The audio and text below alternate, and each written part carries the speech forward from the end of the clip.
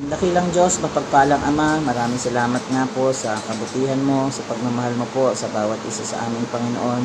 Salamat po sa iyong mga salitang buhay na patuloy namin nagiging kalakasan, gabay at patnubay sa aming buhay. Nawa Panginoon Diyos, ang bawat salita mo na aming nadinig, napakinggan, napagbulayan, nawa ito po'y patuloy na tumimo sa aming puso, sa aming isip, at ito po ay aming maisapamuhay at maibahagi din po sa aming kapwa o Diyos. Marami po salamat sa patuloy mong paggabay, pag-iingat sa bawat isa sa aming Panginoon.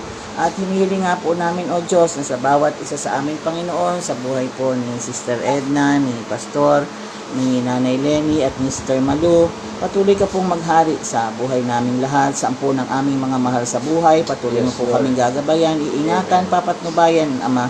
Ano man po ang hiling ng aming puso, kung ito po ay naayon sa iyong dakilang kalooban, ito po nawa Panginoon Diyos ay ipagkaloob mo sa bawat isa sa aming Panginoon.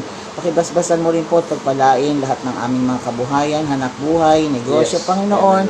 At ikaw nga po ang patuloy na mabigyang kapurihan, karangalan, kalulahatian po sa aming mga buhay, Panginoon. At sa aming pong pansamantalang paghihiwalay, ikaw nga po, O Diyos, ang patuloy na gumabay, pumatnubay at mag-ingat sa bawat isa sa amin.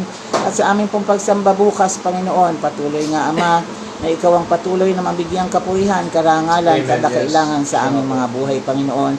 Patuloy nga, Ama, ikaw magdagdag sa iyong munting kawan, sa dakong iyon, Panginoon, upang sa gayon ay sama-sama po kaming maglilingkod, dadakila at magbibigay karangalan at sasamba sa iyong makapangyarihang pangalan. Marami pong salamat, Ama, sa pangalan po ni Jesus. Ito pong samot dalangin namin.